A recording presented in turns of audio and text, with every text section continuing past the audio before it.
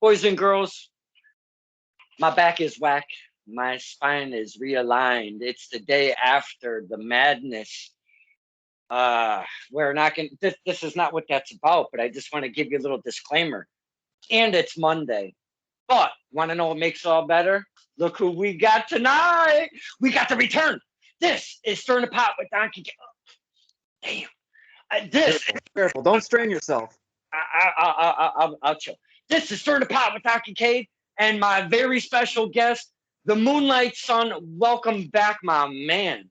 Thank you for having me back. It's a pleasure, man. Thank you for that. It's been a minute. Probably my bad. I should have probably said, hey, Moonlight, what's good? It's been over a year and a half since we've spoken. Episode 35 of Stirring the Pot is the last one we did. Yeah, there's a lot going on in wrestling, a lot of new faces, so we gotta get them their props too. So get them their round one. I'll wait on my round two. Hey man, we enjoy everything, Mike Skyros. The fans are all about it. We are all in. You come out with new merch. The fans are there diving right into it. The new stickers, the new T-shirts that you've been put. Dude, you've got something going on. And the whole day leading up to this time right here, this is right where I wanted to start because you have a look that you've grasped onto in the past couple years right now. It's really taken off for you.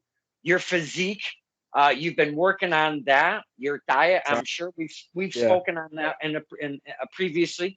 But you have a look that you've really grasped onto. Your merch is catchy. You look very professional when you come through that curtain. Your music is fire. The whole thing that you've got going on, and the fans are 100% in on this. You're right around the corner from the old AEW and the bigger platforms. You're right there, my man. I can smell it. I can smell what The Rock is cooking. I hope so. Talk to us about refining your character, your presentation, your body, if you will. Let's start with there about really fine-tuning and what it takes to kind of get there, if you will. If we could start there. Yeah, and I'm gonna give a quick plug to my friend. Speaking of like physique working out, I have a personal trainer named John Ranieri, and he does all my meal plans and all of my diet stuff. So he's helped me a bunch.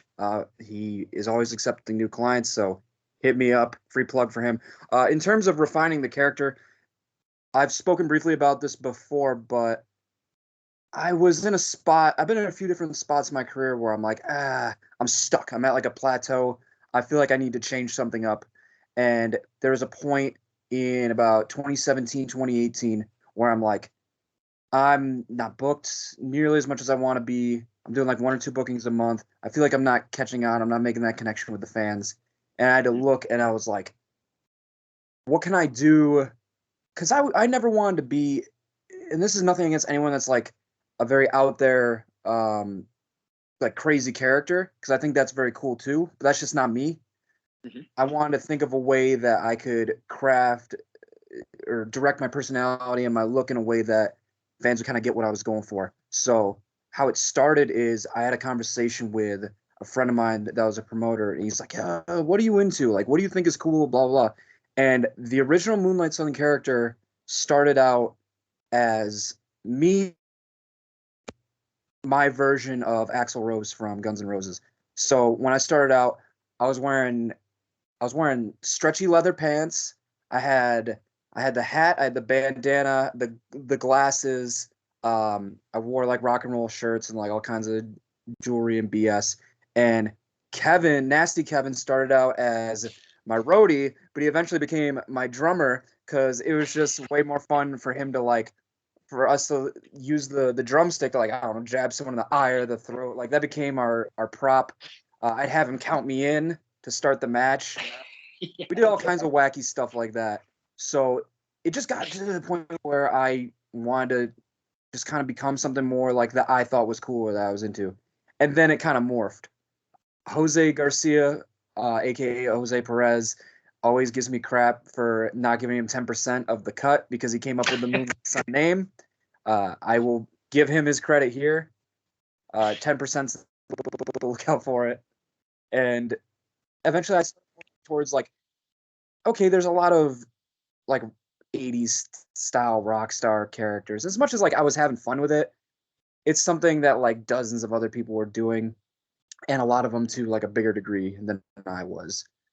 And especially once Kevin left, I kind of shifted more towards, I think not even on purpose, I just started becoming more like myself, and I started feeling more comfortable. I knew what the aesthetic of the character was. Like, okay, I see like companies like putting out all these different like tarot style shirts and like the stuff with like the owls and the black and white and the moon and all this different type of stuff. So a lot of it aesthetically was taken purposefully from places like that and kind of doing my own spin on it. So that's kind of where I'm at. And to be frank, right now, I feel like I'm at another plateau in terms of my presentation where it's like I'm not displeased with what I'm presenting, but I kind of want to put a different coat of paint on it and try some different stuff. So that's kind of where I'm at right now with it.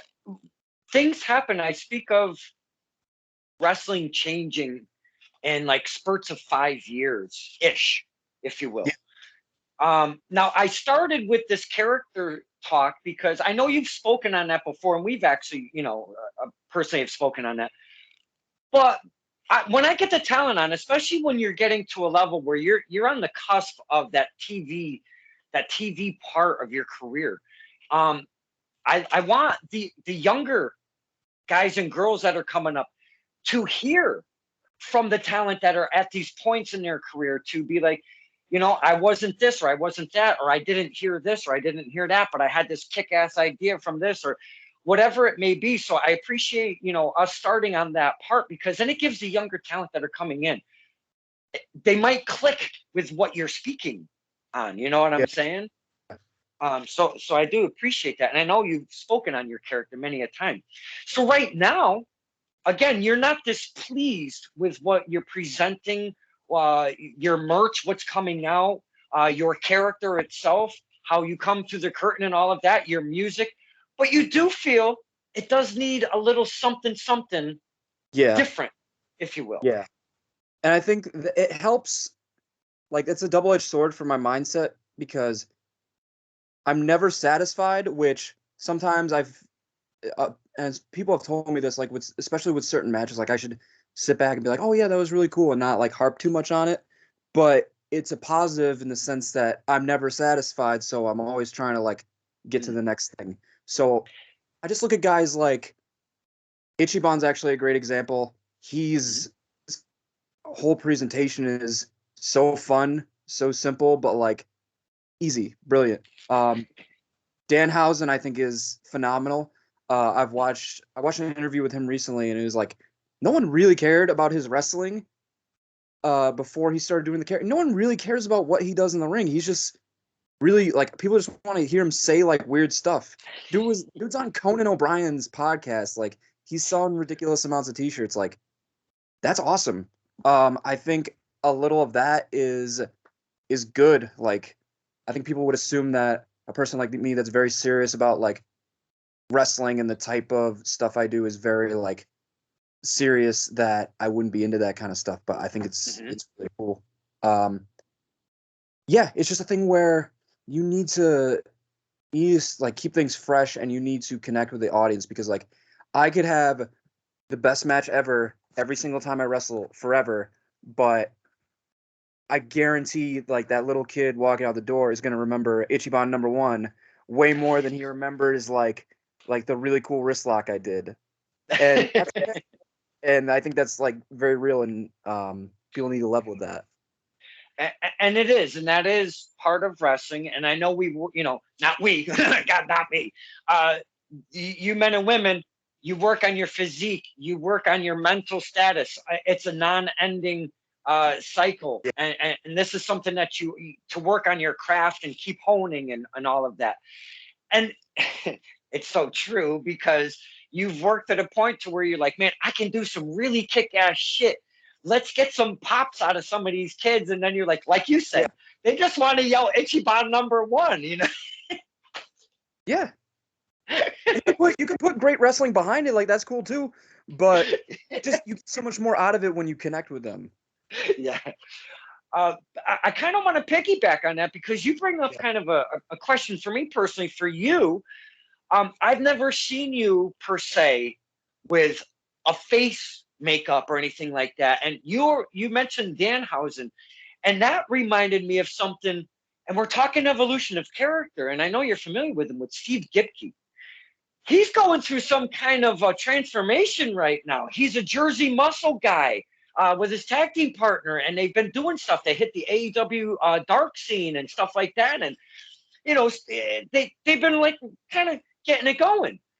And all of a sudden, this guy out of nowhere, he's white up to the neck pretty much, and he's got these black streaks and his eyes, and there's a different character. It's not Steve Gipke anymore. It's almost like Venom came out and did something different to this guy. Is that something that Mike Skyros would actually be interested in? Like, really? And I don't give any details if this is something, you'd really like to do, because it would be like this 180 thing. We've never seen Mike Skyros. He comes out in masks, but not face makeup, and really turning this thing around. Is that something you might hypothetically be interested in? So when it comes to Steve, I don't know what Steve's going through, but more often than not, when people go to that sort of extreme, it comes from a place where like they've been feeling in a bad way for a long time, or they've gotten to kind of, they're at the end of their fuse, for lack of a better term. And I think to come about it any way else would be disingenuous.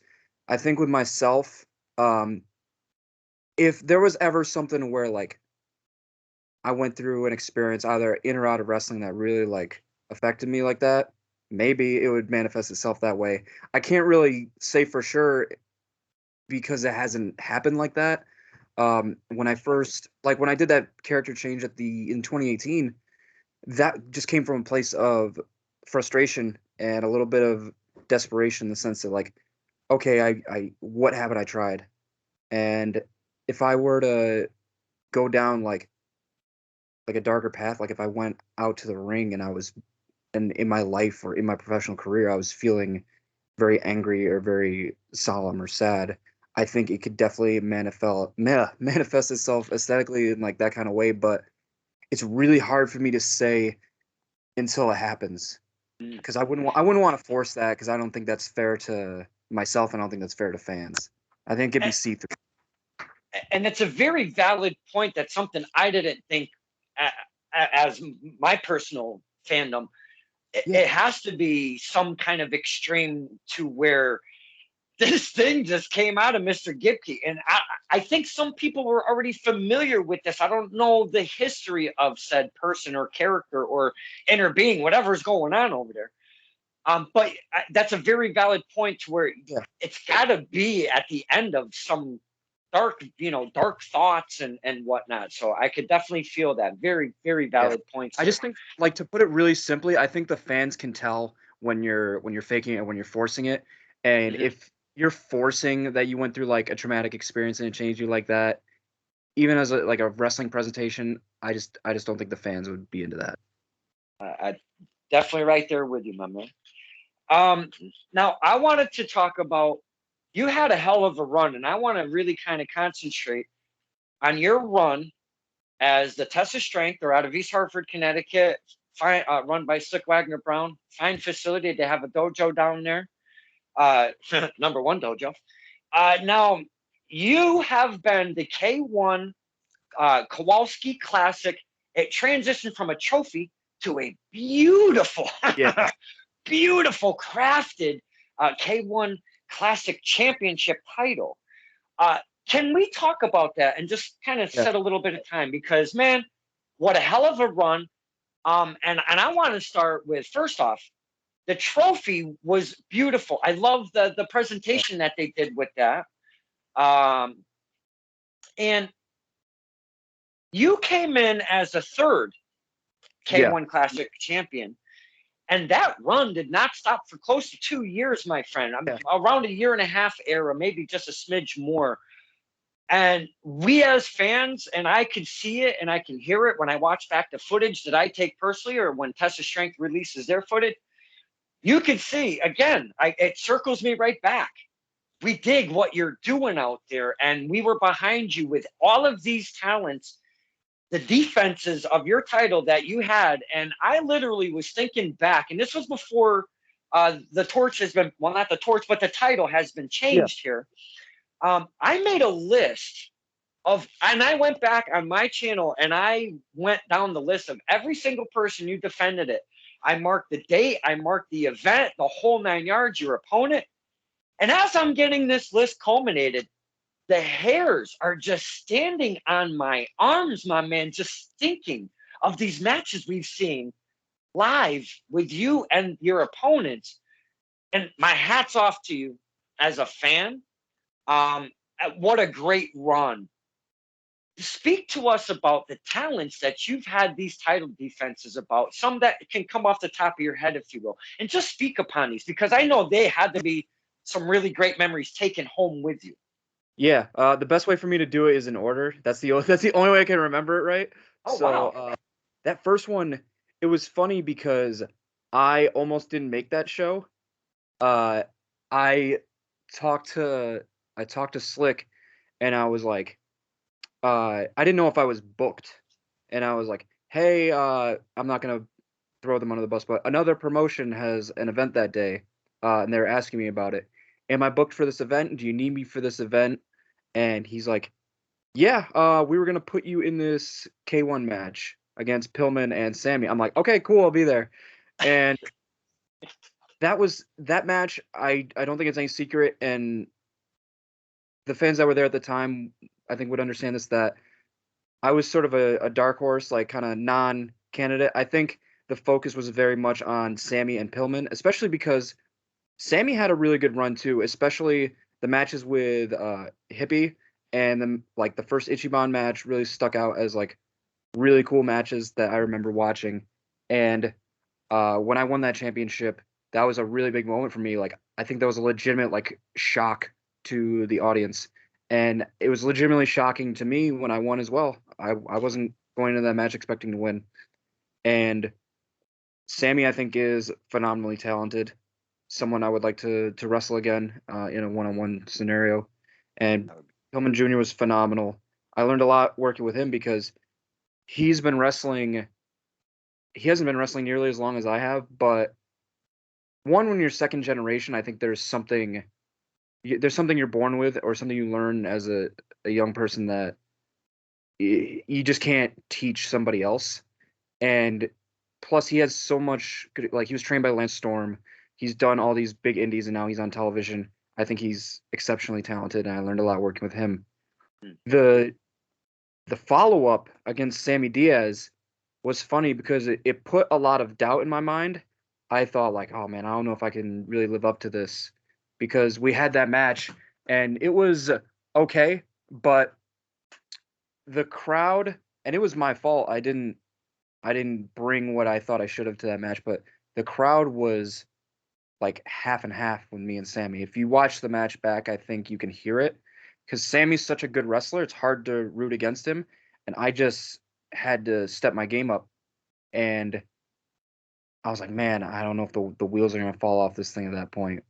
But the next one against Max Caster really did a lot for me. I think one, as as talented as he is and as charismatic as he is, I just think he got under the skin of the TOS crowd, and me included. I was pissed off going to that match because he lit me on fire on the promo he released beforehand. Like, no doubt about I got torched. Um, and I went in that match legitimately pissed off. Oh, And wow. I think that helped me wrestle in a way that like I feel like the people watching wanted to see that out of me, because I think that became the like kind of the theme of my run is just I just got more and more violent and aggressive, honestly, as we went on with it. So that did a lot for me. And then wrestling Alec Price, I think, was another like really good match for me because Alec is the Limitless World Champion right now. He's everywhere. He's fantastic. But I had to step my game up as well against him because he goes 1,000 miles an hour all the time. Oh, Hits you with every. He's a skinny guy, but he hits you with everything he's got. And yeah. I think I think I really need to take it to him as well. And he kicked my ass quite a bit, a lot more than I expected him to. And then where did we move from there? We went to it was myself, Mike Verna, and Ichiban next, if I remember correctly. Yes. Oh man, that was a good one. Like that one. And Yes. that's where the clothesline I do came from. A complete accident because Ichiban was coming out of the corner. And I was just swinging, and I just hit him right in the face, and the crowd like was really into that, and I put it on mine next, and and everyone was like, "Oh man, that was a really cool move." I was like, "Yeah, I totally meant to do that. Definitely wasn't my fault." Uh, and that was the day they moved it from the trophy to the belt actually, Mhm. and I had had I pay attention to stuff. I'd had an inkling that a belt was coming, but I legitimately did not know it was coming at that day at that time. Mhm.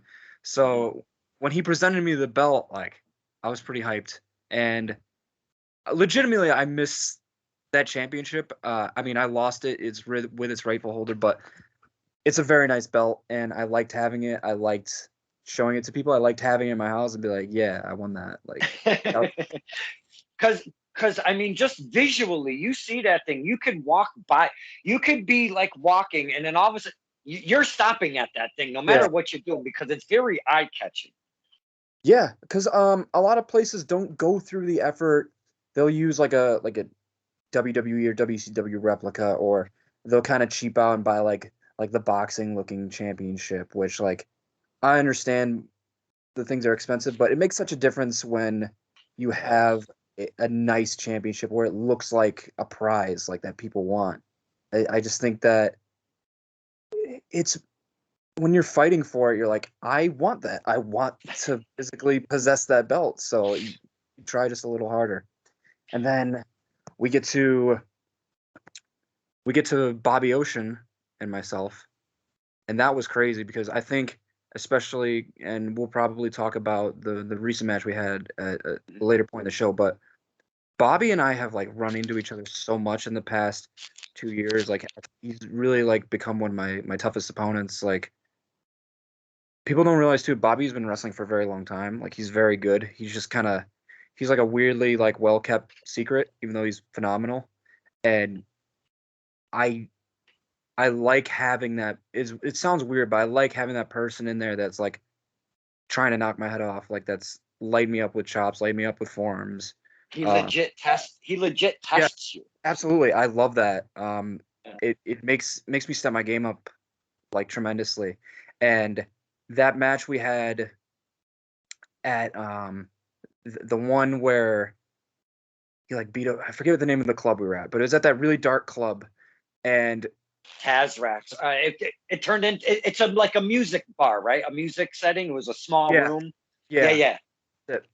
And I just think like that match is one of my favorites I've had ever. Like I just think everything clicked that time, and uh, I'm really proud of that match. I'm really proud of like the organic reaction that match got. Like Mm. to be standing in the ring and like having to wait for people to shut up, and it wasn't us like goading them and be like, yeah, chant both these guys or whatever. No, like that's just People how they doing felt it. at the time, and Yep. that's a huge compliment, and that was really cool. So that was excellent. We moved to the four way with Eddie, Bobby, myself, and Jordan.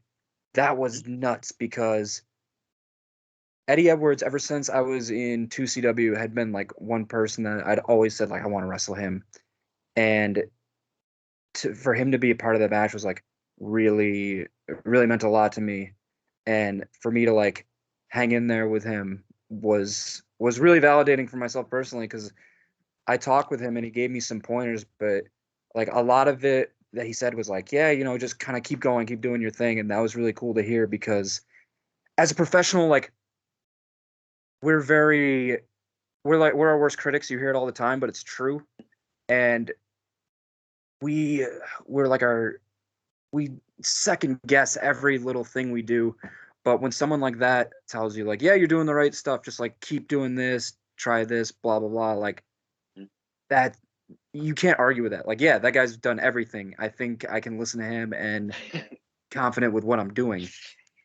And going from the beginning with Tillman, Sammy, yourself to right now, we're at Edwards, Ocean, Skyros, Jordan. Yes. That match specifically, and we've built up to this right now. That no pun with Mr. Ocean's moniker. That was hard hitting. I mean, you guys were really knocking each other's clocks off. Especially Jordan's. That was a blast. Eddie Edwards was just like absolutely murdering him, and I loved it. But besides that, that was really, really hard hitting that four-way. He chops hard as hell, like legitimately. The first chop he hits me in the corner, it made my ears ring. No exaggeration. I have never been chopped that hard in my life. I've wrestled some enormous people, some tough guys, but like next level. His chops are the real, like he's the real deal, but his chops are next level. It's ridiculous. Yep. And then the last one was myself and Ichiban at back in, that was October, I believe. Myself and Ichiban. And it's weird because I think it kind of felt out of nowhere for some people, or at least that's what they told me. But if I was going to lose to someone, I think Ichiban was the person that I was going to lose to. I think he had the most momentum. I think he's going to keep going with it. And I think, too, like, in wrestling, a lot of times, if I keep winning and winning and winning, no matter how good my matches are and how much people are into it, they're going to get sick of me eventually. So it's just the way it is. Like, no one's on top forever. So I would rather hand off, if I'm gonna lose, I'd rather hand off the championship at like the peak, at the best match I can give to Ichiban, and for him to really beat me right in the middle. No cheap stuff, nothing. And then now it's on him. The tough part is it's on him because we just talked about all these defenses, and I'm very proud of that run. I think it did a lot for me. I think it did a lot for people's perception of me, and it was very validating and gave me a lot of confidence as a wrestler. Absolutely. But now Ichiban has to follow that up. Like, he can't slip up with it. I still have to watch the match with Montekia, but I heard it was great. Both of them are phenomenal. But he can't have any duds on that. People are gonna know him. People are gonna tell him. And that match I had with him was a little bit of a different flavor for me because, like, usually I have the crowd on my side for these matches. Even when I'm wrestling Bobby, they respect Bobby a lot, and I don't think they're necessarily going to boo him, but I think they were a little more in my corner. Maybe it's because I'm newer. I don't know. But with Ichiban, I could tell, like, immediately, like, they were with Ichiban. That was not super unexpected, but a bit frustrating because it was like, you lose that energy. It wasn't even a loss of energy. I look around and like a lot of the wrestlers were at the table. They were cheering for Ichiban. I'm like, I've been busting my ass, like trying to legitimately, like, I've been busting my ass, like trying to make this work, trying to build up this championship, going on a hell of a run, and they switch like that onto Ichiban. And I think that frustration came out of me in that match in a very visible way. I think it was a lot different than, at least on my end, than any of the matches I wrestled. But at the end of the day, he beat me. What I said in the ring, he earned it. I give him his props, and there's no ill will. But yeah, it was a very, very different night for me. Before we move on, I want to speak on Ichiban in the ring. We see his talents and all of that good stuff. But he only says two things: Ichiban and number one. Okay. Now, when you're in the ring, and I know it's a different focus, but my question is, say you have him in some kind of a lock and the referee is telling, asking him if he's okay or if he wants to give up, and he yells out, Ichiban or number one. I mean, do you have to pull back a little bit, not to snicker? I mean, that's just funny as F to me. It's less of a laugh and more I just roll my eyes now. Because like if I was sitting in the audience watching, yes. But when I'm in the ring, like for whatever reason, maybe it's just because like you almost feel like you're being trolled a little bit. It's more frustrating than anything. Oh wow! And I think there were a few times where he did that, and I reacted in such a way. But it's way more like it's like, oh, okay, Ichiban number one, all right, like number one, this like bang. Oh man, ooh, good times. Now something I've only done maybe a couple times on the show. Oh, and again, before we go, the fans, we like to latch on fun stuff like that. And Encore Moore, the entertainer, he was Ichiban's last opponent at this past Sweet Christmas. And we started saying number two, and he latched right onto it and started calling himself number two. Some of the fans were like, that's probably not the best thing to do. So it was a 50-50 thing, but we had a lot of fun with it. Those are the things that click. Well, I mean, that's the point, though. I literally, it makes me so sad when people think like they have to like sit on their hands and they can't like, as long as you're not being a jerk and saying like racial or slurs or anything, like right. Yell a bunch of crap. Like I can speak for myself. Like I can take it. Like most of the other guys can take it. As long as people are making noise and having fun, that's what we want. Like if you're sitting on your hand, that's the biggest insult. And Encore grabbed it like somebody blew him a kiss, put it in his pocket, and utilized it throughout the match. It was absolutely hilarious. I'm not a wrestler. I'm not preaching. I'm not doing a PSA. But boys and girls, what we just spoke of right there. If you're a talent in that ring, you want to get those fans bought into what you're doing. Figure a way to just take either what we're saying, maybe something that's on the ground that somebody dropped and you just happen to pick it. Any little nuance can help you with us, that little tool, that dance that we do while that match is going on. That's the way I feel. Dude, the skill of like being able to feed off the moment or like to play off something that happens randomly is super valuable. Absolutely. Well said. Now, only something I've done maybe 2, maybe 3 times, I don't know, is on the old book. That's where I'm most active, if you will. The gram, the Twitter. I haven't put up stuff in a while. I tried doing all 3 at the same time. I just want to pull all of my hair out, and I don't have much left. So I'm really a Facebook guy. But you happen to share the graphic of what I shared today, that you were coming on the show. And yours, I didn't do this. You said, hey, any questions, any topics, throw them on there and we'll discuss. So it's kind of an open floodgate, if you will. And I'm not afraid to ask any of them. And I think you've seen this stuff over here. Yes. So we're going to roll off some questions and or statements, if you will, and we'll just kind of have some fun with this. Yeah. It starts off with Jake Adams. What's your favorite kind of pickle? I did answer that one. Mm-hmm. My answer was, I answered on Facebook because you did. I don't like pickles. I despise them. If the one comes in my sandwich, I try to pawn it off on someone else, or it's going in the trash. Just not a fan, not a flavor that clicks for me. I will say this, though. At the state fair, I've had they do the little thinly sliced pickle, the deep fried. Okay. I like those. Those are good. But anything else, really? Not a flavor I dig. Not a pickle guy. All right. I'm bread and butter. That's my kind of jam. I can't do all of them other ones. Bread and butter. Now, of course, it continues with Jake Adams. Should Saxon be given more respect when it comes to their role within the NWOBHM scene? First off, before you answer that, you have to give us the acronym. What's the acronym stand for? The acronym stands for New Wave of British Heavy Metal, referring to Iron Maiden, Judas Priest. There's a bunch of other bands listed in there, but those are like the famous ones. Saxon is a band from England.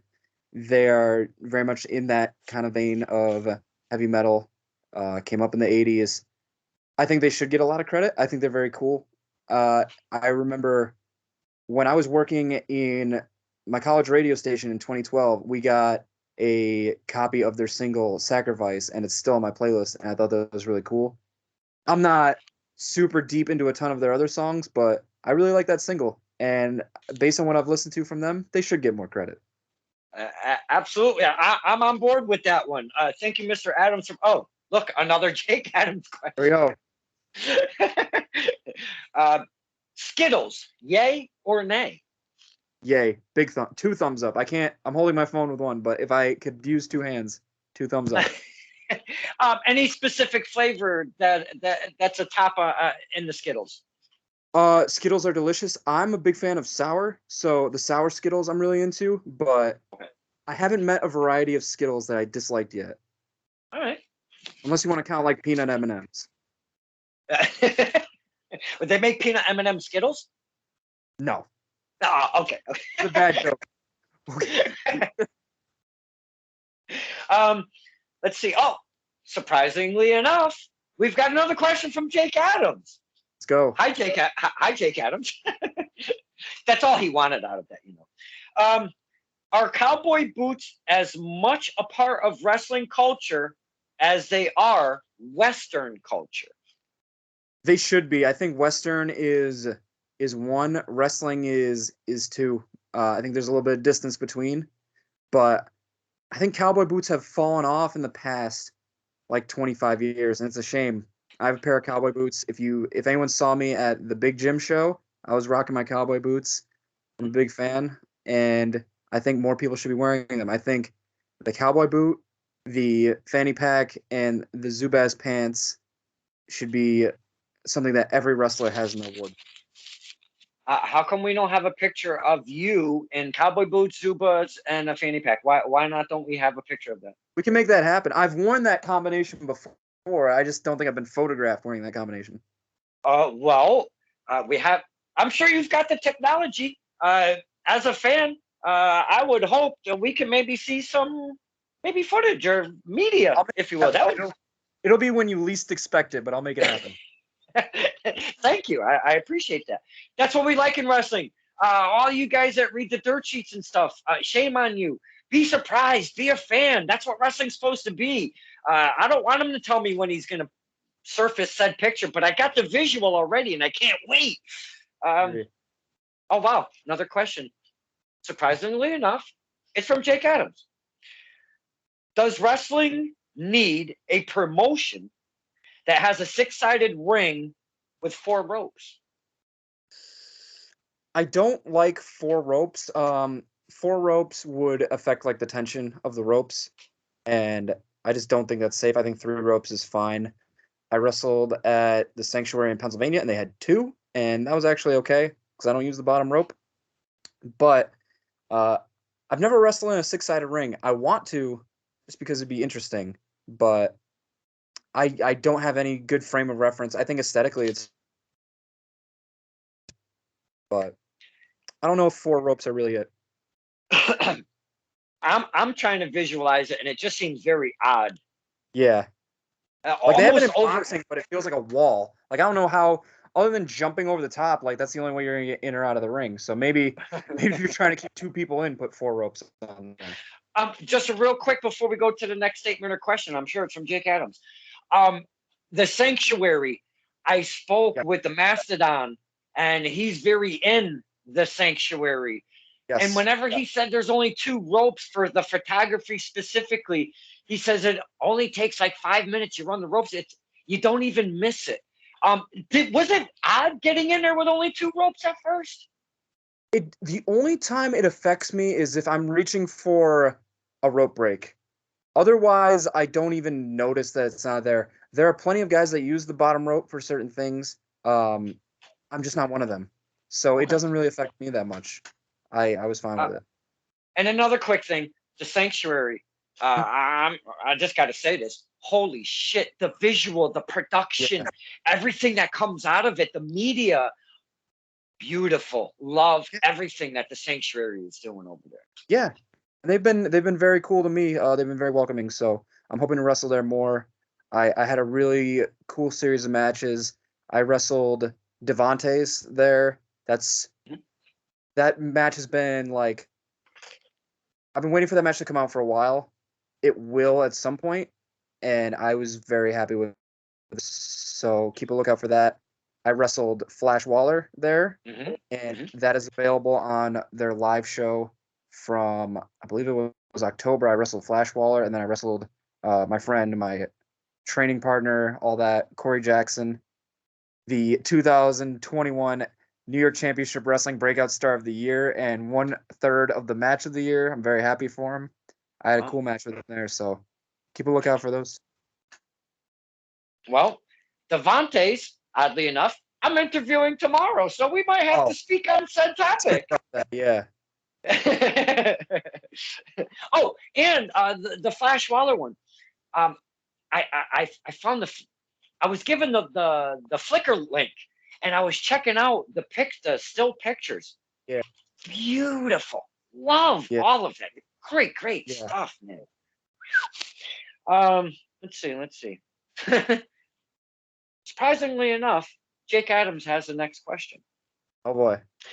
Do you guys have something? Never mind. Favorite memory. Jake Adams. He's great. Okay. Okay.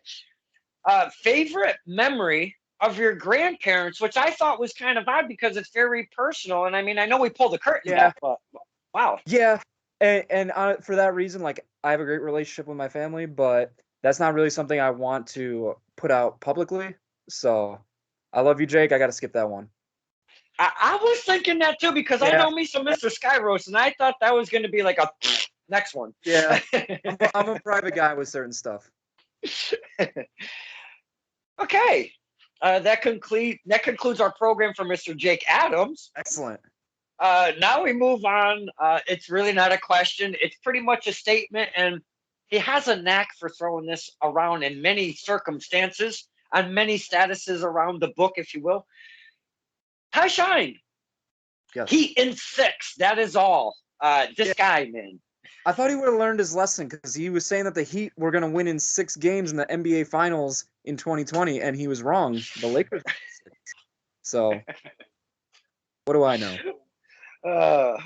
Ty Shine, love the progression that he's shown when he came back. Oh my goodness, he is. Yeah. When he came back post injury, because we didn't see him for I don't know 8 or 9 months there, but when he came back, he wasn't the same wrestler, my friend. There was something different about him. He stepped up his game a little bit more, and I love me some Ty Shine. Not all the time because he DDTs kids on their heads. That's not good. Yeah, that's no bueno. Yeah, that's not good. That's what we call cowards. DDTing a child. Very cowardly act.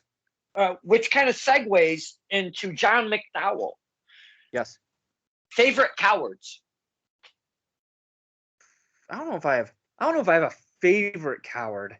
I feel like a coward is someone I'm not very favorable of.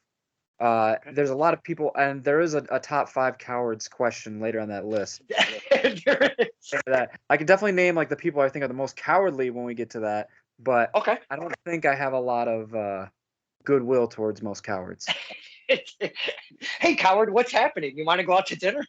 Yeah, I don't see that. And a two-parter, if you will. Non-wrestling topic to discuss. Favorite issues of Moon Knight. Okay, so I actually have. I wanted to see if I had it on hand. And yes. Nope. They're buried in there somewhere. But for the art, this run by Huston, fantastic. Got a lot of really cool art in it. I think it was 2006, and I just think the art direction was really cool. It was super violent. What else do I got here? Here's a cover from that. Like, I just think I like the art direction on that a lot. What else do I got here? We can edit this out if I take too long, but I have a million comics. I mostly buy them for the covers, to be honest. I read the stories, but these right here I thought were very cool. There's a bunch. There was a run that Jeff Lemire did in, forget what year, but he went through a progression. Moonlight, Mark Spector is in like a mental hospital, and it kind of bounces back, kind of tricking you, the reader, into what is real, what isn't, all that kind of stuff. And I thought that was a very good run. I don't want to give away too much. I think the conclusion is very interesting. And I think if you want to read Moon Knight, look up the Lemire run. It's Lemire, if I'm correct. And I think that's like, in terms of like the modern comic run for him, I think that's really cool. And I love, like, canonically, Moon Knight is a very unreliable narrator, and that run like shows that off the best. Nice. Thank you for sharing that. Yes. And thank you. All those 8 questions, Mr. Adams and Ty Wetmore, the Heat and Six, and John McDowell. That leads us up to Corey Smith, and I see a mad face reaction over there from yourself. Look at your face. Favorite Nickelback song? Don't have one. Okay, I will say this though. I like the song that Chad Kroeger and the guy from Saliva did for the Spider-Man soundtrack. Okay, But Hero. Yes. Hero or something like that. I like that one. I don't like any Nickelback specific songs. Just not. Okay. I'm not going to be one of those people who say they're the worst band ever, because I've heard some really bad bands. It's not my flavor of ice cream. And I'm sure that's why he would bring it up. He knows those are the drives doors. me insane. I was on a car trip. A little bit of a tangent. I was on a car trip with Corey Jackson and one Adam Stone, and I get in the car and they just started the trip. Like no, they didn't start it. They waited till we were on the thruway and I couldn't escape. I couldn't like dip and roll out of the car. And they played like 35 straight minutes of Nickelback, and I wanted to pull my hair out. It was legitimately a terrible experience. But these are the doors you open when you say, "Hey, who's got questions?" This is very true. The next one, again, thank you, Corey Smith. The next one is Patrick Fenton. One prediction, and I like this one. One prediction for 2022 in the career of the Moonlight Sun. I'm not great with predictions because I don't like jinxing myself. I'm very wary of counting my eggs before they hatch. I will actually give you two things that I don't know if they're predictions, but they're goals that I want. Okay. I want to appear on AEW once. I'm not sure in what fashion. I've reached out. I'm trying to make that happen. And prediction 2 is, especially based on the match I just won, I want to win the Test of Strength Heavyweight Championship. I want it. I don't think it's a secret that I want it, and I'm going to do everything I can to get it because I want that one real bad. I was going to bring it up earlier, and it kind of got away from me, but I'm glad this topic came up because they presented a brand new Test of Strength Championship, and oh my word, now that thing is an eye-catching championship, and it's heavy AF, as the kids say. That thing is legit a strap. But that brings me to my point is, you, not to take away anything from Brother Greatness and or Sammy Diaz, fine athletes, fine champions, but the run that you had with that championship itself and / trophy, my God, you elevated that championship because it put it to a different level. You have to just say that specifically. Yeah. So I feel there's really impressive strength with what you've accomplished. I feel that should be that next goal. I mean, there are tag team championships there. Again, beautiful straps, but you've been having an absolute fantastic run as a singles competitor. I would always hope that you would be going for that, and we just got our confirmation. Test of Strength fans, woohoo! Happy days are coming. I want to see that shit happen. To follow up on that too, if I look at it, here's how I look at it. The K1, I had a great run. It's up to Ichiban to make more out of it now. I don't know how much more there is for me there. I could go back. I could have another great run with the K1, but I don't think I would be breaking any new ground, and I want to keep moving forward and do new things. The tag team titles are phenomenal. If I had a tag team partner that I had chemistry with, that I had like a good rhythm with right now, maybe that was something I would consider more, but I'm not really wrestling a lot of tag team matches right now, so that'd be kind of foolish to jump in on that. So I think that's the obvious next step. And when it comes to Sammy and Brother Greatness, I think and you could ask them this too, but I think they would have wanted me to take it to another level, because if I got that championship and I just kind of phoned it in and it went in the gutter, I just think it's an insult to what it stands for. Is in the same way that I want Ichiban to do more with it than I did. We just want to keep moving that up, because that'll just mean more for us at Test of Strength. That thing, and I know they've used it in the main event. I mean, it's this close, maybe even a smidge more than being more valuable in the hearts and in the sentimental value, being that K1 championship. I mean, that really stands for a lot of stuff over there at the Test of Strength dojo, with Slick Wagner being a Kowalski guy through and through. Yes. Now, you already spoke upon it, but that brings us into our next statement or question from Tim. Top 5 cowards. Top 5 cowards. Number 1 is Ol Yeehaw, Garrett Holiday. Thank you, because he kicked my ass for no reason. I was just trying to be a journalist. Thank you.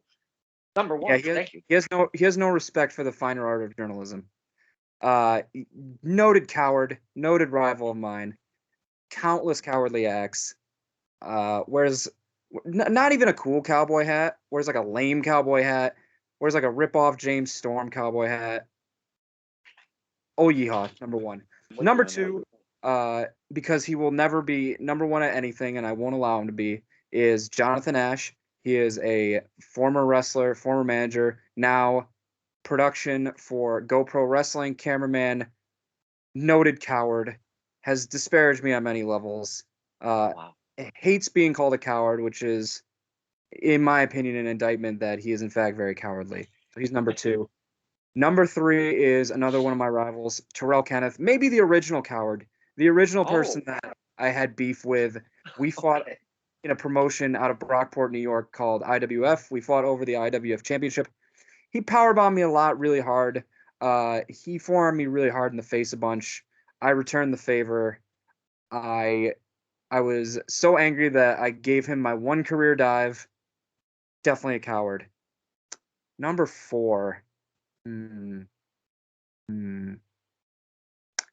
Number 4, I think I'm going to have to go with Matt Vertigo. He's a wrestler out of the New York, New Jersey area. Very talented, has really done a lot for himself recently. Has been ducking me in NBA 2K for the better part of 3 years. Has been ducking me in the even longer.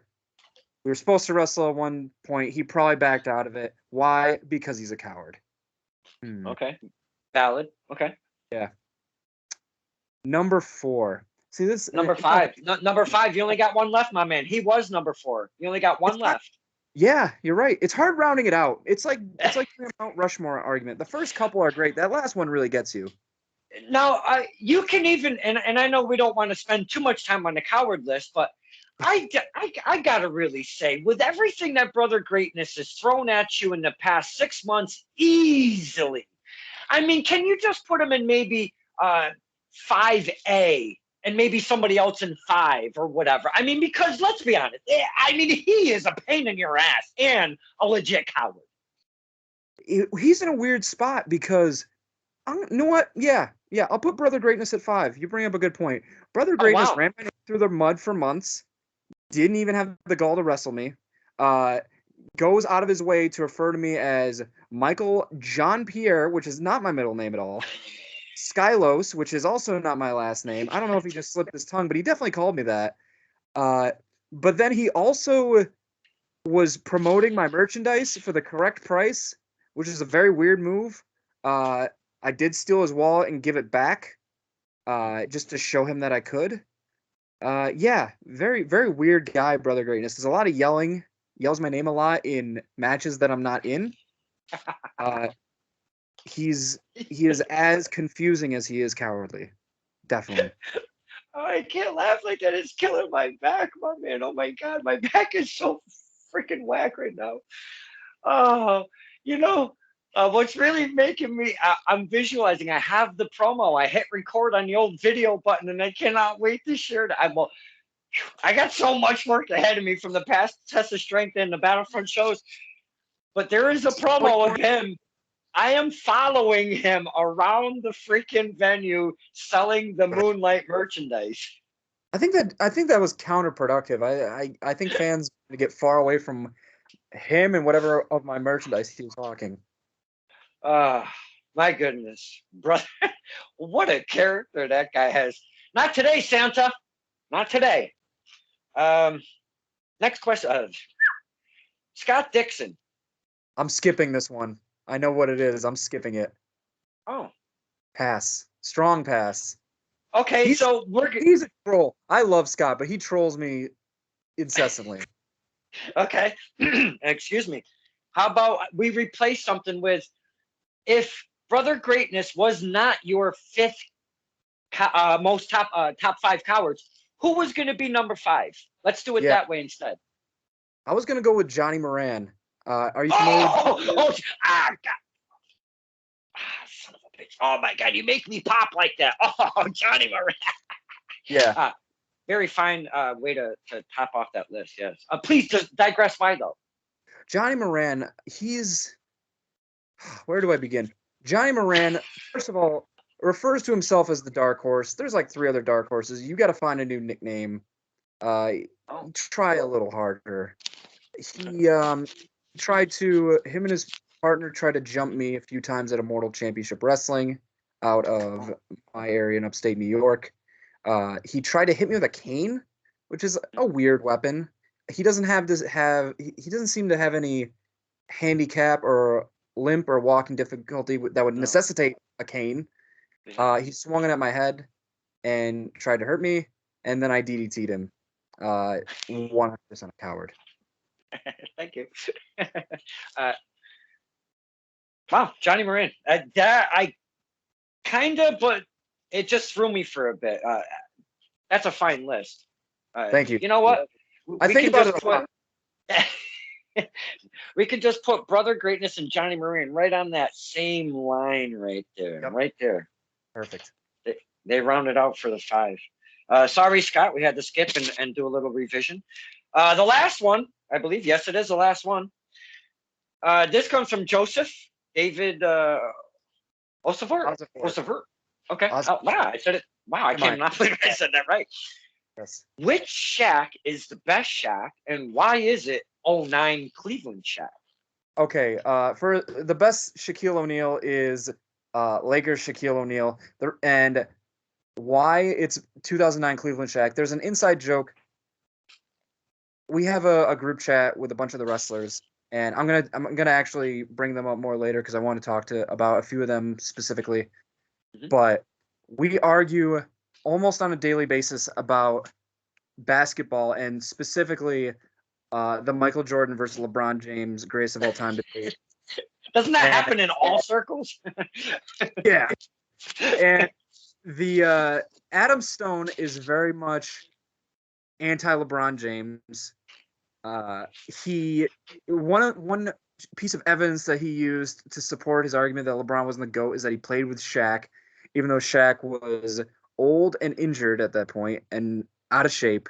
But he talks like 2009 Cleveland Shaquille O'Neal was like Orlando Magic or Lakers Shaquille O'Neal, which is not the case. So that's where that comes from. And the best Shaq is Lakers Shaq. And not 09 Cleveland Shaq. Not Cleveland Shaq. But he's better than Celtics Shaq.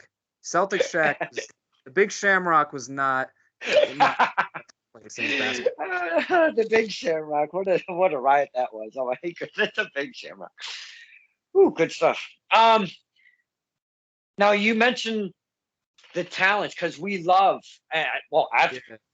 I mean, personally, me, I want to learn about new talents. I want to learn about new promotions. So when boys and girls, get your pens and papers out there, or get ready at the keyboard because we like to push new talent. If you don't hear the names that Mr. Skyros is going to speak upon, write this stuff down so you can go check them out. If you're a wrestling fan and you dig this stuff, that's why we dig wrestling. We want to learn new talent. We want to network with more talent. Write this stuff down. Mr. Skyros, please divulge into the talent that you were speaking of. It sounds like you got a good pool in your mind here. Thanks. I appreciate that. So I'm going to start out by saying I'm not doing this to ignore. There's a lot of great talent that you're familiar with and you've interviewed, such as Kylan King and Flash Waller, The Haven, Karen Bam Bam, The Firm, Jordan Rowe, and Magnificent Marcos, the champion, Ichiban, like all those guys that we see at Test of Strength a lot. Mm-hmm. This is not to disparage them, but these are some newer guys that I train with. So I'm from Syracuse, New York. We have a school called the Institute of Pro Wrestling. We have a handful of guys that have been very consistent for a long time there that I kind of want to see out and about more. Maybe if you got in contact with them and wanted to interview them at some point, if that's something they were down for, that might be a good way to have people learn more about them. But Corey Jackson, who I mentioned earlier, he has wrestled me at Grapplers Anonymous in Buffalo, which is a great school that has a lot of great talents there. He has wrestled me at the Sanctuary. He has been a New York Championship Wrestling mainstay, and we're working on getting him to branch out more. He'll actually be hopefully joining me at more Test of Strength shows in the spring, and we'll see if we can get him on one of those shows. But Corey Jackson, Denim Kovic, who is another young wrestler who has done a lot of work for New York Championship Wrestling as well as TIW out of Massachusetts. He had a good match at Heartstrong Gumi as well, teaming with Myung Jae, and I think it was him, Myung Jae, and I want to say Nuka. I know Nuka was in the match. It was Nuka, yes, sir. Yeah. Mm-hmm. Denim, Adam Stone, who is another guy out of like that Utica area. We have a very new wrestler named Marcus Zeal. He's only wrestled a handful of matches so far. He just had his first match in July at one of our open houses at the school. So he has wrestled at New York Championship Wrestling. He's wrestled at our open house shows, and he wrestled at Excite Wrestling versus my trainer Isis Effects. Super jacked, really like good understanding of wrestling for a young person, and I think he's going to do a lot if he can stick with it. And lastly, someone who I'll be wrestling very soon that has been around quite a bit but hasn't really gotten his shine, in my opinion, is Jake Whipple, who has wrestled as Jacoby Riddick. He was one half of the original Killer Instinct. He also appeared in a 6-way match at Test of Strength. I believe it was him, Brother Greatness, Kylon, Notorious Mimi, I believe, was in there, and there were one or two other people. That sounds like at a training. That sounds at a training day. Their last training day, correct? It was at the show where I wrestled. I don't remember which one. They blend in. Yeah, but he was at that show, and I might have wrestled Pena there. But either way, who's another great wrestler as well, Steve Pena. I think he should be. I think he should be seen more places. I would love to see him more places. He's worked super hard. He's been wrestling longer than I have at a high level. Injuries kind of set him back a little bit, but I will be wrestling him at an upcoming show to be announced very soon, and I will definitely let people know about that. But I appreciate you giving me the time. Those are some specific guys I would like people to look up and look out for. And if anyone needs any help looking up those guys, let me know. I can help. Mm-hmm. I absolutely love, because I know when the wrestlers are out there and they're on the medias, they are their own salesman, their own marketing manager, their own brand, their own everything. You have to push yourself because no one else is gonna. And I absolutely get that. But I absolutely, on the same token, love when talents share love for their peers that are out there, because I know we want to push the merch, we want to push our matches, we want to, you know what I'm saying? But when you show that love to your peers and either their upcoming talent or already been on the scene for a little bit, I just absolutely love seeing that shared love, Yeah. if you will, because it just shows that you're not a selfish person, being your friends, your brothers, your peers, Yeah. and you want to see them excel. And who doesn't want to see everybody excel? You know, when you're seeing people around you, and I mean, I know there's jealousy and all of that dumb shit, and how come I didn't get this spot, or how come I didn't win, or whatever the hell goes on back there in the locker room. But when what you just did, you elevate. I think, I mean, your character's always been good with me, my man. You elevate your character.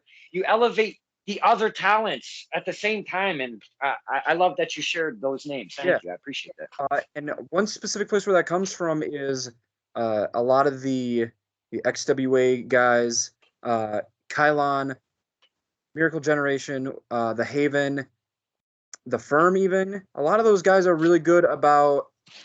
I saw them just sharing a lot of each other's stuff, and like showing people like, hey, here's what I think is really cool that other people are doing around here. And I've tried to encourage the people around me to do that as well. And I think it's really good for the scene. I think it helps people get seen. And when you have that cosign from another talent, I think that's really cool in the fans' eyes too, because the fans are like, all right, fans are like, okay, I like Kylon King. I think he's a good wrestler. If Kylon King is showing me this person's match, he must be good as well. And a lot of times they'll check that out. And I think that can only help us.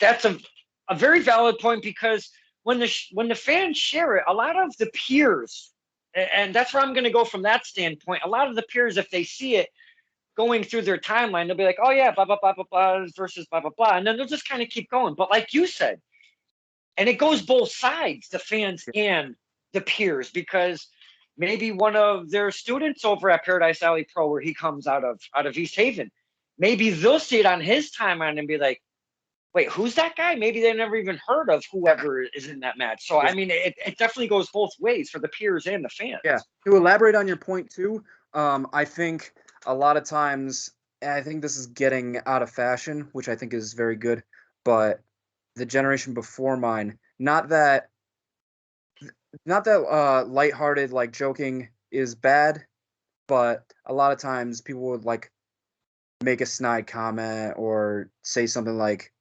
jokingly that's like a little insulting, but a lot of times I don't think fans are aware of the context. So people kind of shitting on each other, whether it's joking or legitimately, I think does a lot of damage as well.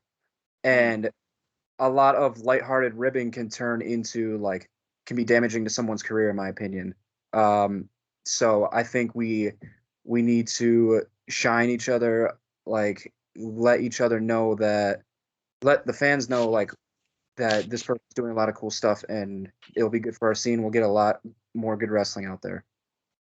Absolutely. My 2 cents.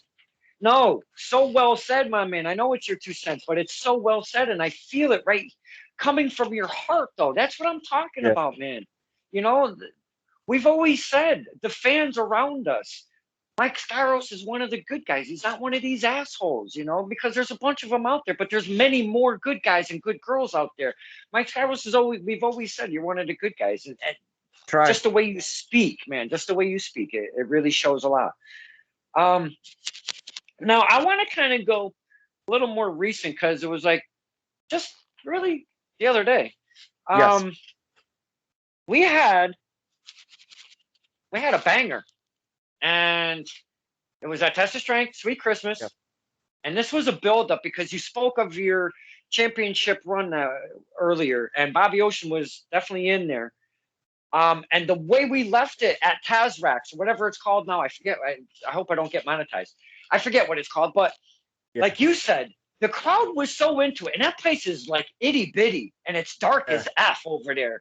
But we had some fans in there and having a great time. But we really took that moment over for you guys, and even brought it a little bit more, I think, special, because we saw with our own eyes how cool this was, and we wanted more. And then fast forward, here we are, Sweet Christmas. Well, even before it, Unforgettable. The GM, Alex Rojas, he says, blah, blah, blah, blah, blah. You guys wanted it. Now you're going to get it. And it becomes a 2 out of 3 falls with Bobby Ocean versus Mike Skyros. And we were all about it when we left Unforgettable. And then comes Sweet Christmas being this past Saturday. And it delivered everything we expected it to, except one thing.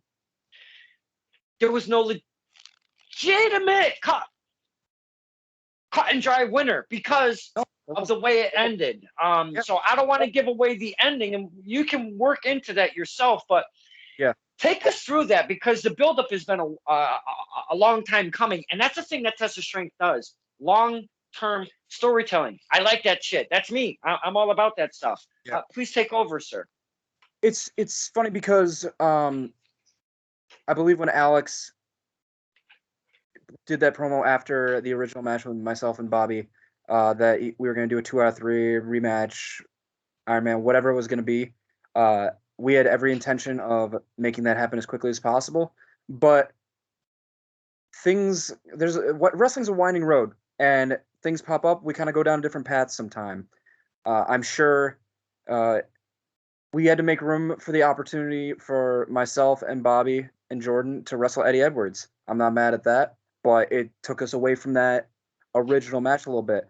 And there's a point in time where I really didn't think it was going to happen, just because I thought, well, we gotten too far away from it. I don't have the K1 anymore. I don't know if this is a match that people are even going to remember because of how fast the wrestling world moves. And it ended up happening, and it was a unique challenge just because I've never been in a 2 out of 3 falls match before. That was your first, really? Ever. Yeah. Oh, wow. I watched quite a few leading up to it, but okay. I'd never been in one. It's a different lead up, because like a lot of times wrestling matches are about this close, and sometimes you just catch a fall. You just kind of happen to catch someone off guard with a move or a pin or a submission, and they're stuck.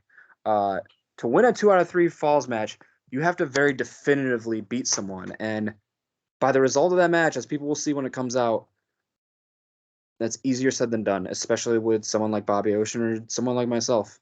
So,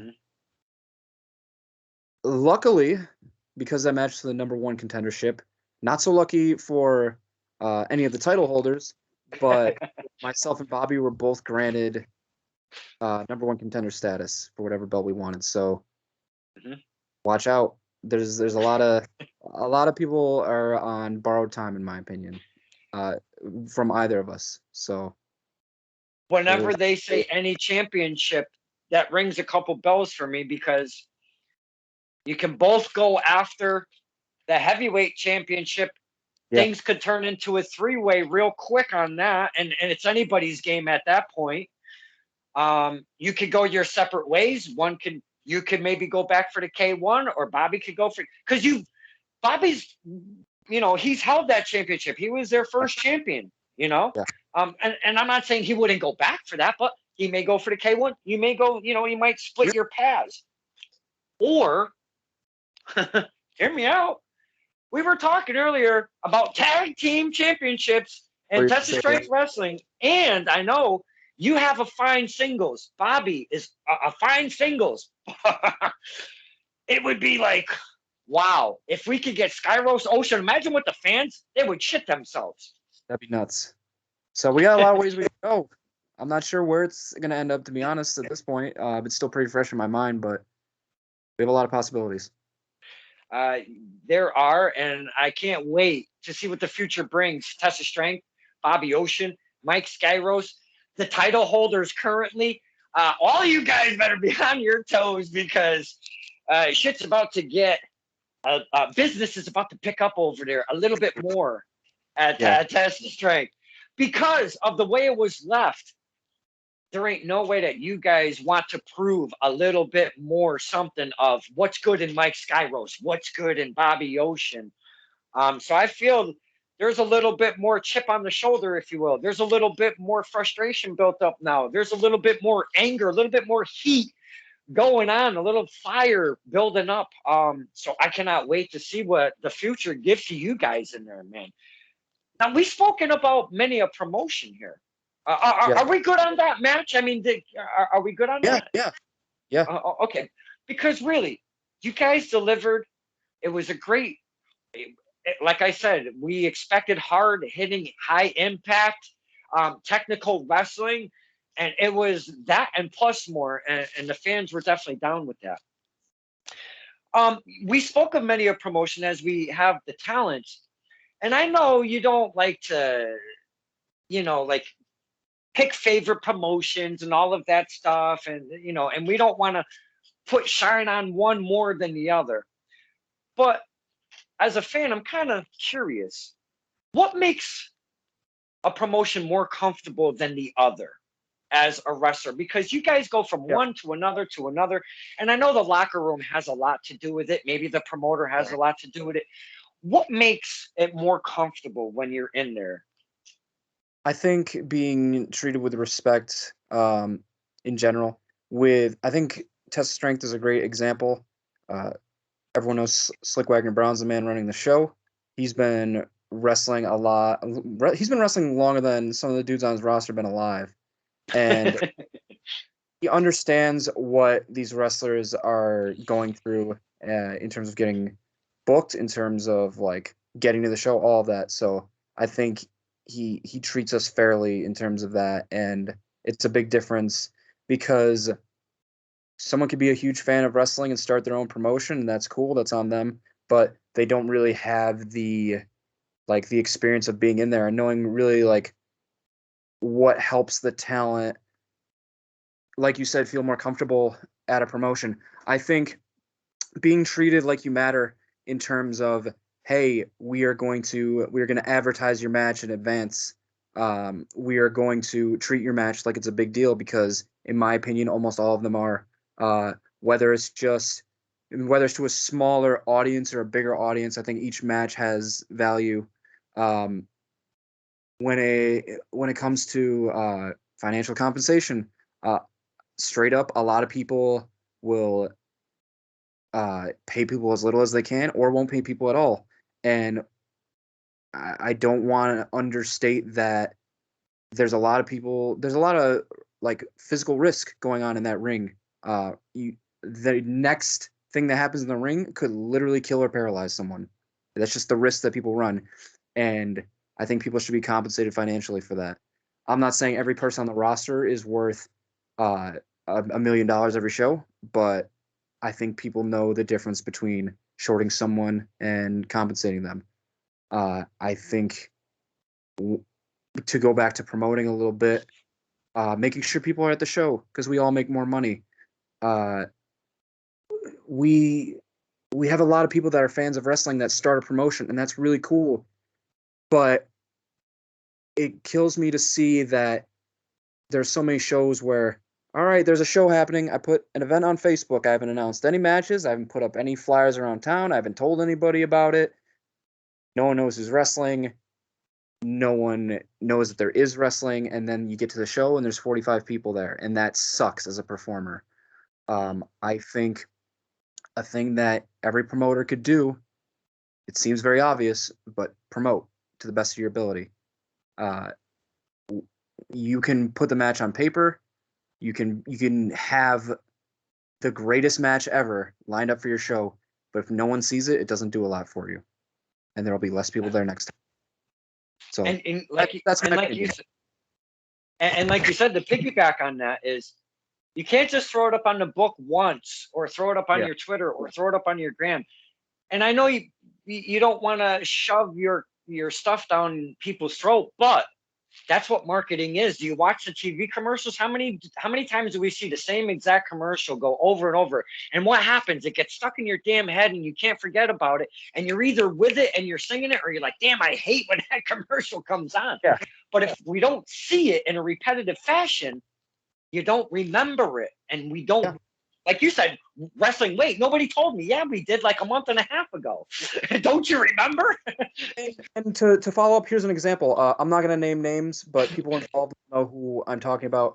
There was a show that we had in Holland Patton, New York, that we promoted 3 weeks out. It was like the first time we knew the show was happening, and we started promoting then. The person in charge ended up getting a bunch of sponsors. We had over 300 people show up to the show.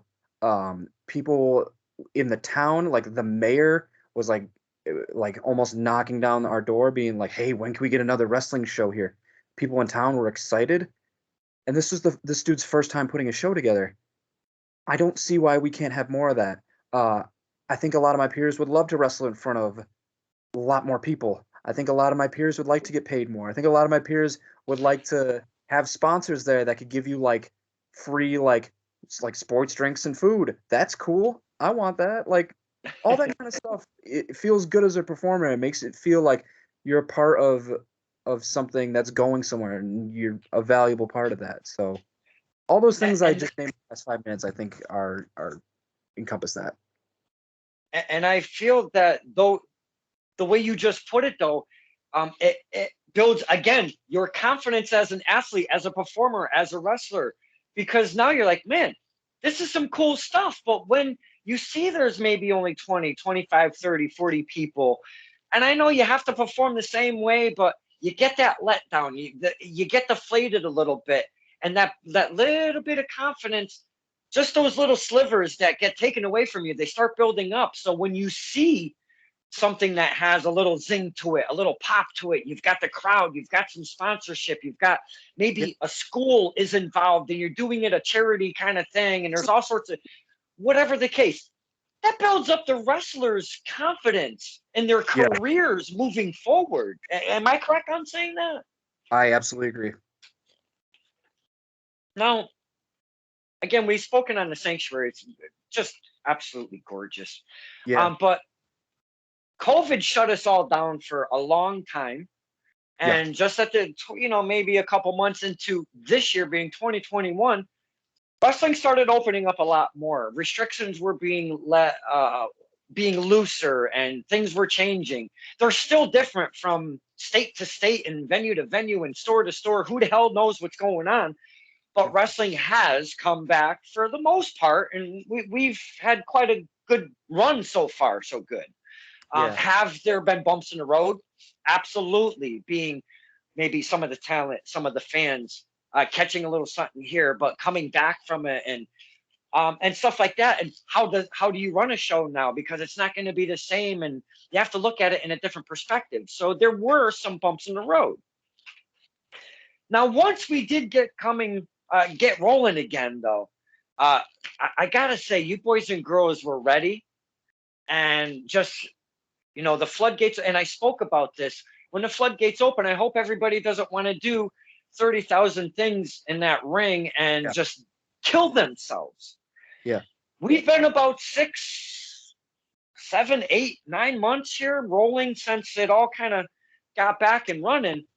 How do you feel the point we're at right now, post virus, if you will? I know we're still in it, but the position.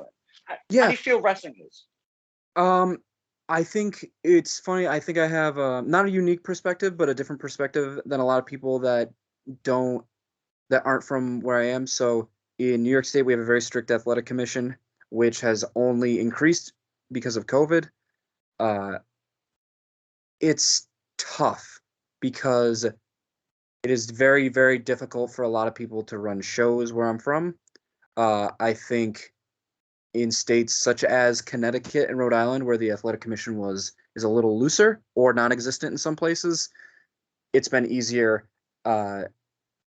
I'm impressed with at least the promotions I work for have all taken precautions to make sure if you're sick, keep them away. Stay home. Don't feel bad. We'll get you next time.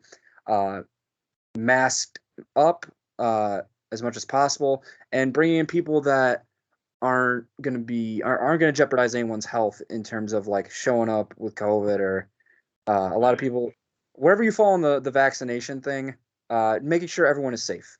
And I'm impressed by that in terms of places like Test of Strength, XWA, Immortal, Empire State Wrestling out of Buffalo, where I wrestle, Excite Wrestling out of Binghamton that I wrestled for.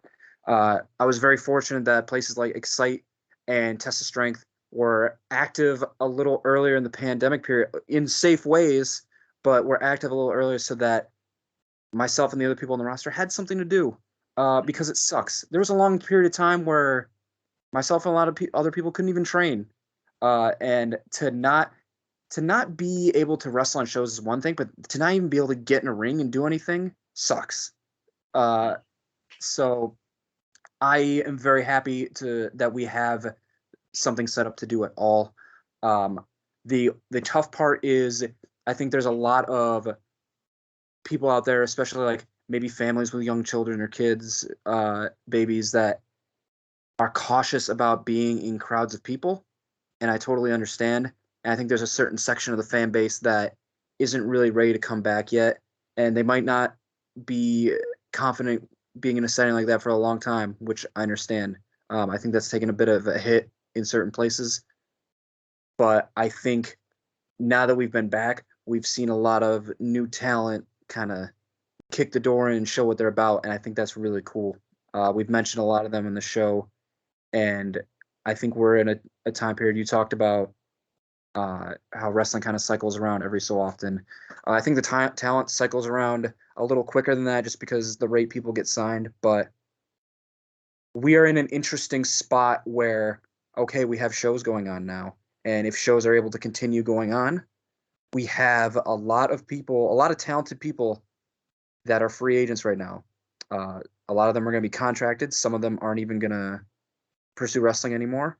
But there's a lot of people that are going to be out here at places like Test of Strength, at places like Immortal, at places like PAPW, wrestling the guys that have taken advantage of this time period.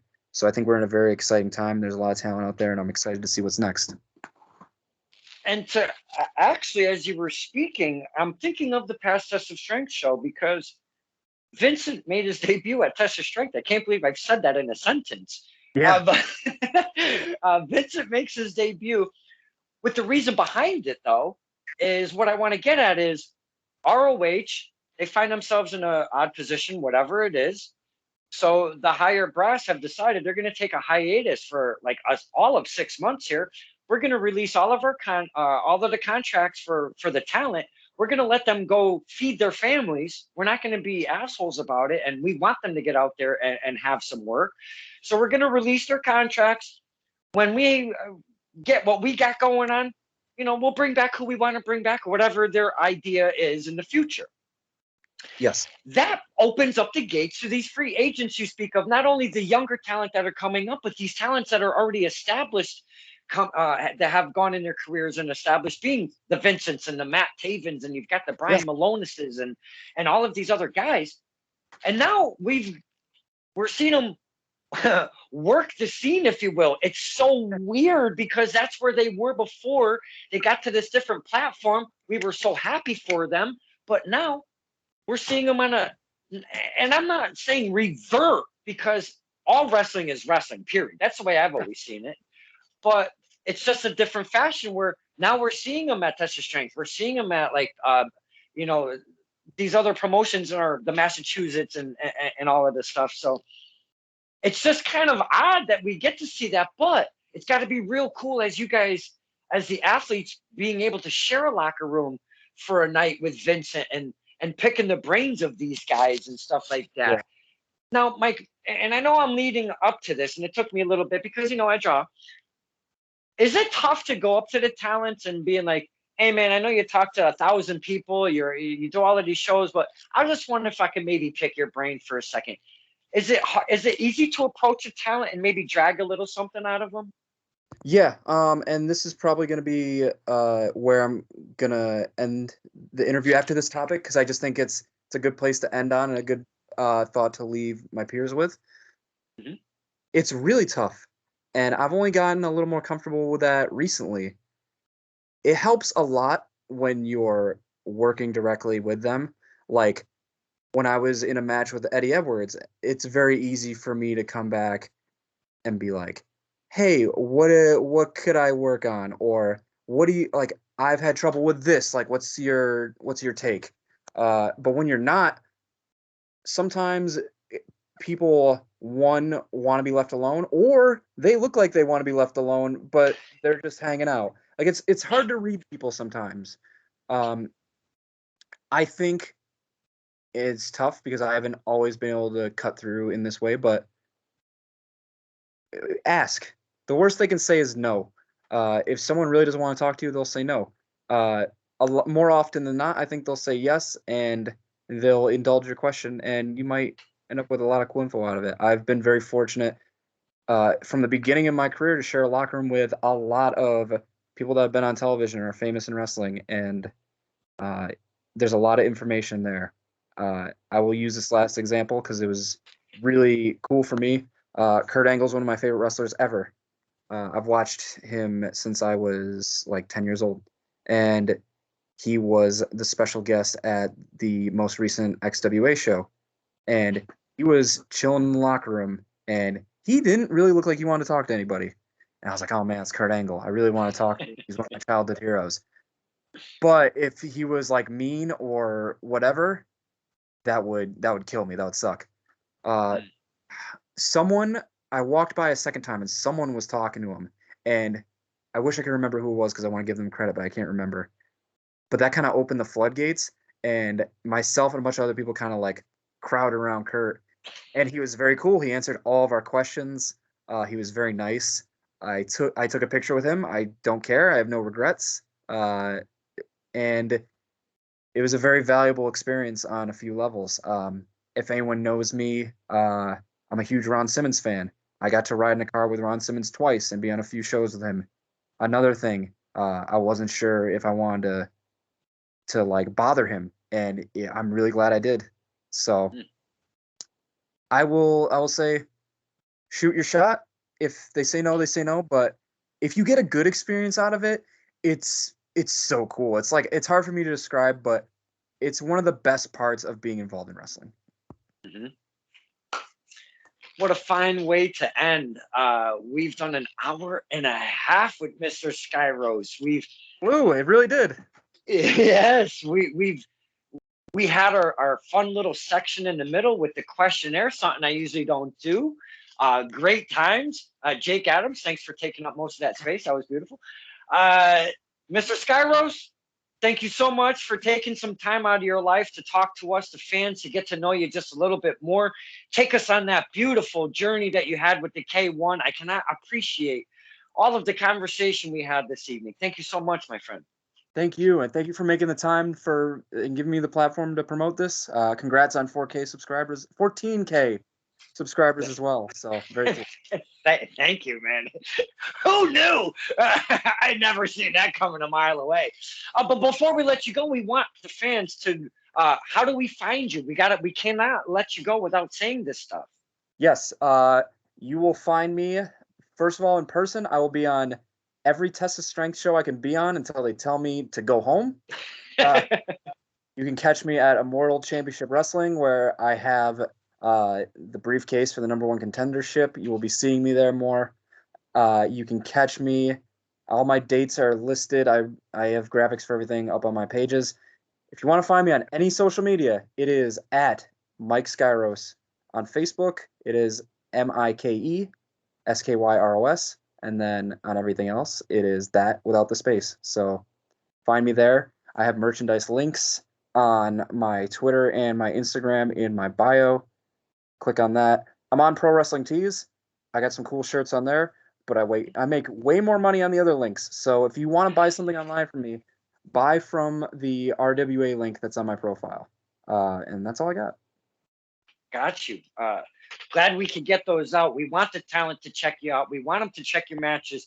We want them to grab the merch. The only way to do that is to give them the old sales pitch, my man. That's what we were just talking about. Marketing. This Stirring the Pot with Don Kincaid and my very special guest, the Moonlight son, Mike Skyros. Turn it up.